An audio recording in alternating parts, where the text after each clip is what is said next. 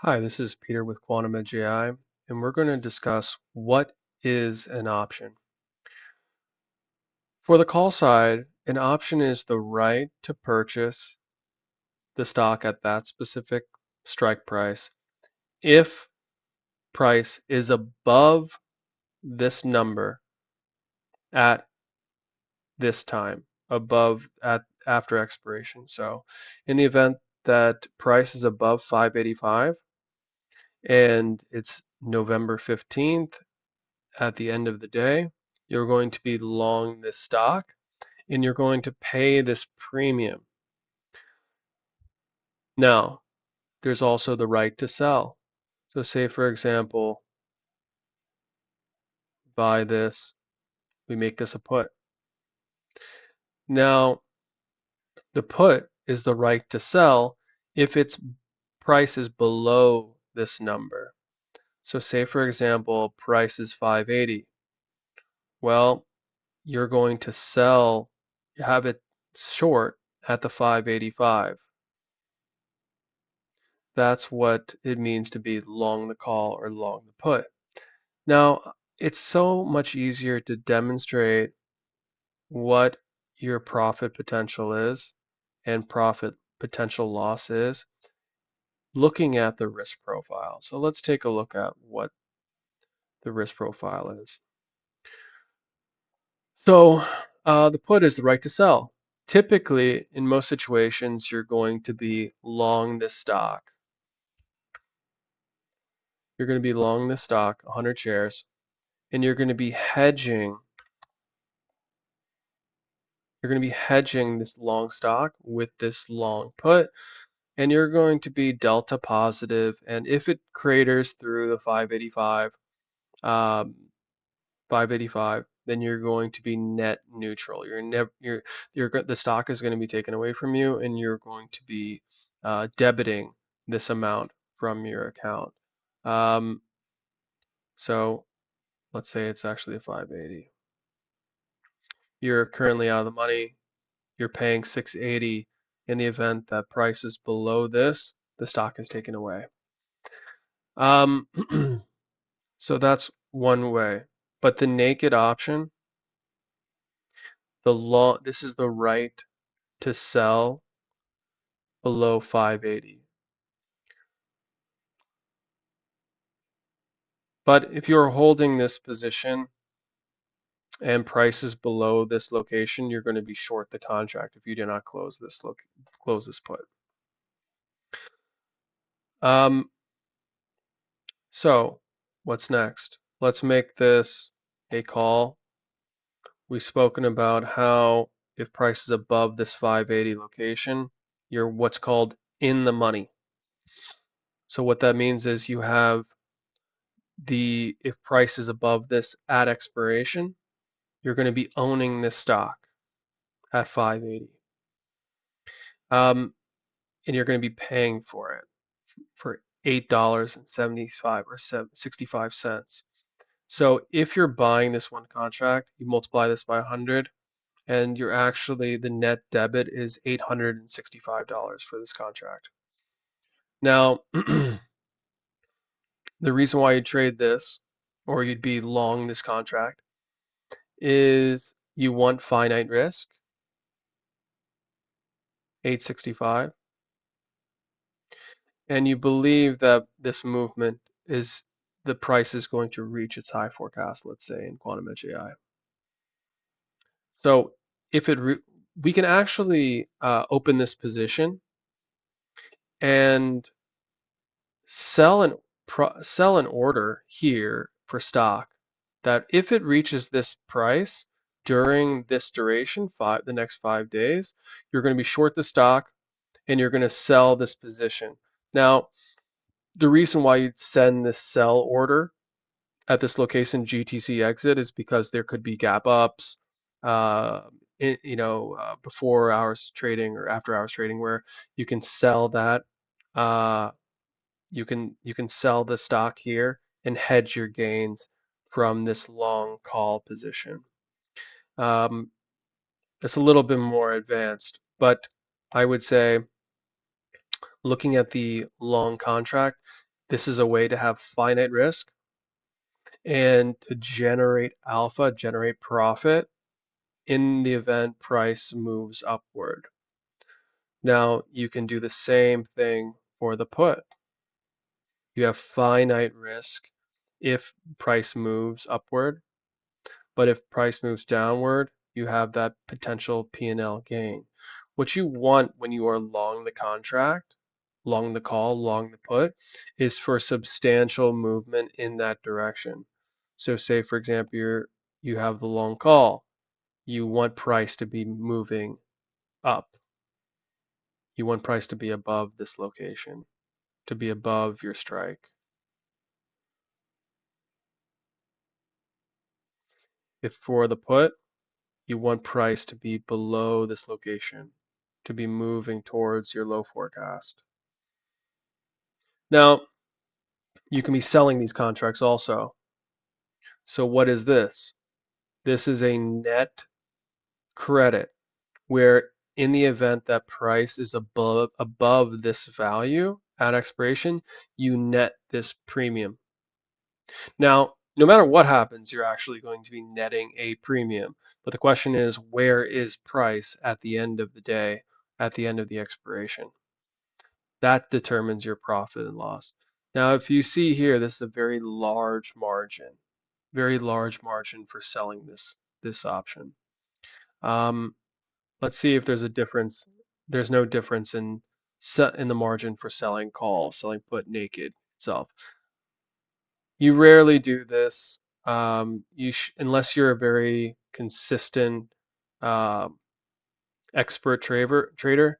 This is a very large position for you, and you should not be selling the naked put or naked call. TOS doesn't adjust the margin based upon your call or put, but I believe Interactive Brokers does. You should not be naked this contract. In fact, there are other spreads which we talk about in various other videos in this playlist, in this series, where we will be discussing various spreads that reduce risk, adjust theta, and make it a more balanced, optimal, profitable trade. Now, you can be long this contract if you want to say, okay, I'm going to risk this for that specific amount of time. That's fine. But even then, long this contract for this specific week, um, it's a big contract. You know, for $100,000 portfolio, this is 1%, and this evaporates very quickly.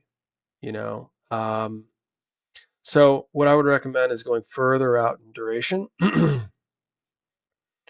You know, going out to the 20 December. You know, maybe going to the 2-week forecast here, saying, okay, 600 is our high, and we're going to hold this. And when it reaches, or if it reaches this location over the next 5 days, then I'm going to sell this position. Now, if you look, your net debit is $1,530, and your theta decreased substantially. Now, this gives you a better likelihood of profitability because now there is less decay in the option. You do not Price does not have to reach here within within 5 days in order for you to be profitable. But if it does, you are definitely going to be profitable. Um, well, I shouldn't say definitely, because if it does reach this value and implied volatility is crushed, then you will potentially be net neutral. I mean, you will potentially be uh, P&L neutral, P&L zero. So what we can do is by adjusting implied volatility, which is the adjustment in Vega. So as your implied volatility increases in this position, your P&L will increase. So say, for example, we have a volatility increase, implied volatility increases, and all things being equal, say, for example, you have 10. You have a 10% implied volatility adjustment. And this actually is an increase in P&L, roughly 70-80%. But that's all things being equal. Price in typically when implied volatility increases, your price typically decreases. That's the trade-off with how implied volatility moves versus directional moves. Implied volatility increase typically corresponds to stock prices decreasing. That isn't always the case, but that's the truth. The majority of time. The majority of the time, I would say that's a rule of thumb.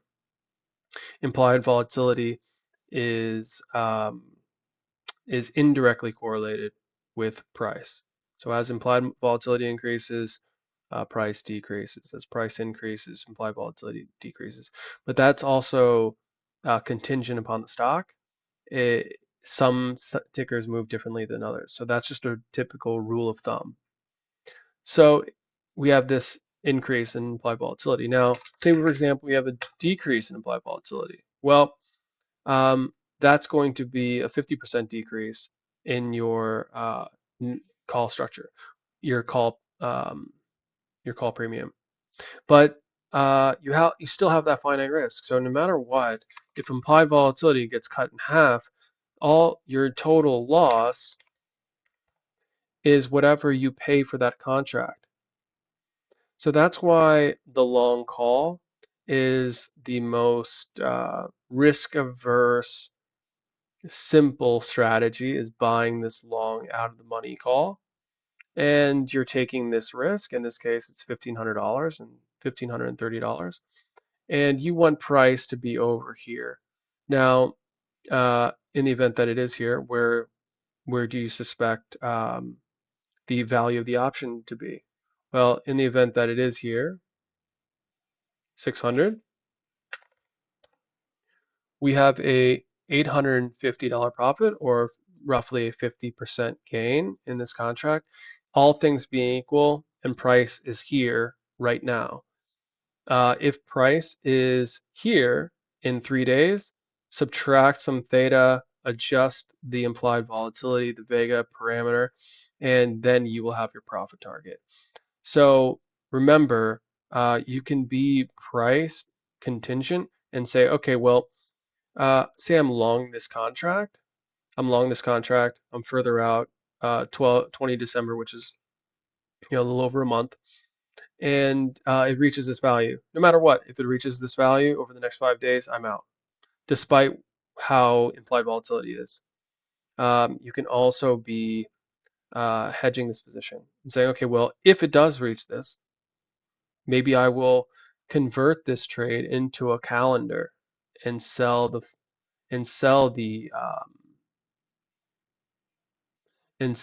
600 and hedge it. And then I'm going to be netting theta now. And then say it falls back. So this ends up being a calendar trade if you do that. But for the most part, to make this simple, what you can do is long this contract. Make sure it's further out in duration so you're not getting killed with theta during this time. And then you will be profitable in this position.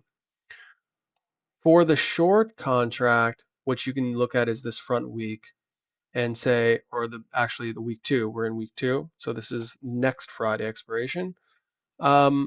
Then we're going to look at this expiration, which is November 22nd. And then we can adjust and say, okay, well, we want to sell our contract. Now, this is a very sizable position if you are naked a contract. So this is for educational purposes. This is to understand what you're doing.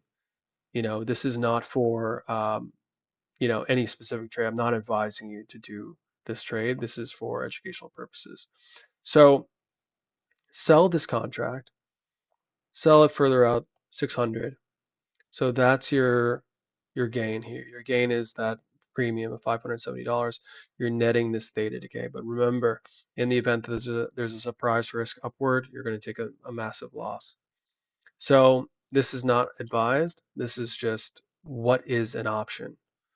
We're discussing the potential risk and the potential rewards of any individual trade. So that is the sold contract. Now, this is for week 2. Now, if we want, we can look at the 5-day, or can look at the week 1, and we can specify where price is, and say, okay, well, you know what? I believe it's going to be in this arena, in this threshold for this week.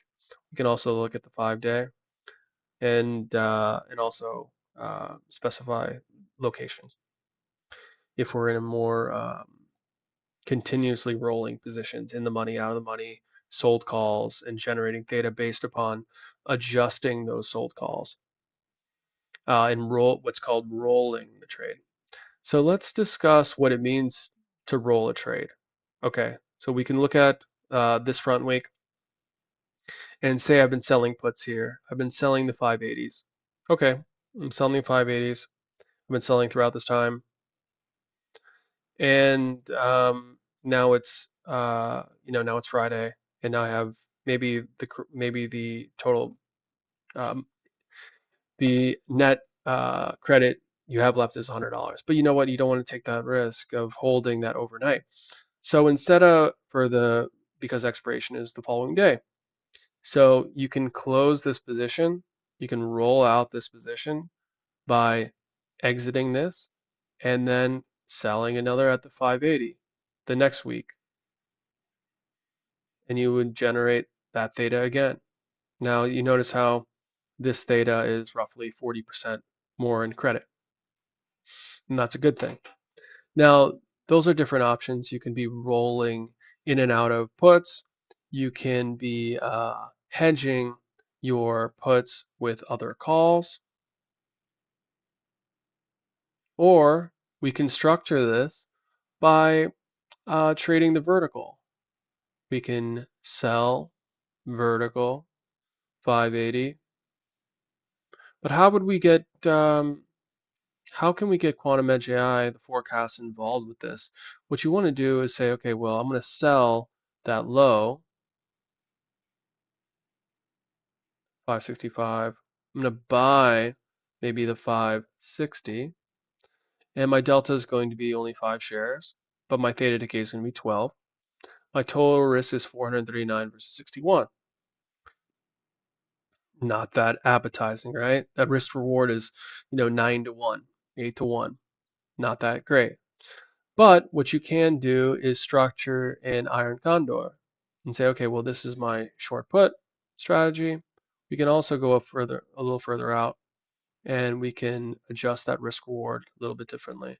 Now, if you go out further in the expiration, you're looking at more of a 1 to 3.25 risk reward ratio.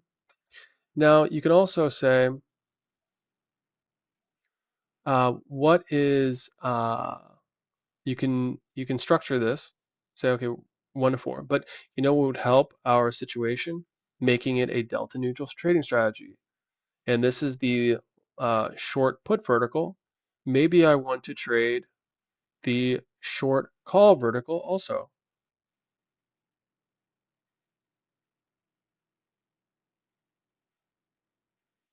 Where would I put this? Let's say we put it above here. Let's sell that at the 600. We'll buy this at the 605. And voila, you have what's called the iron condor. And this is a delta neutral trading strategy. Now, another thing you can do is convert this, convert these into double diagonals and double calendars by adjusting the strikes and adjusting the strikes and adjusting the expirations.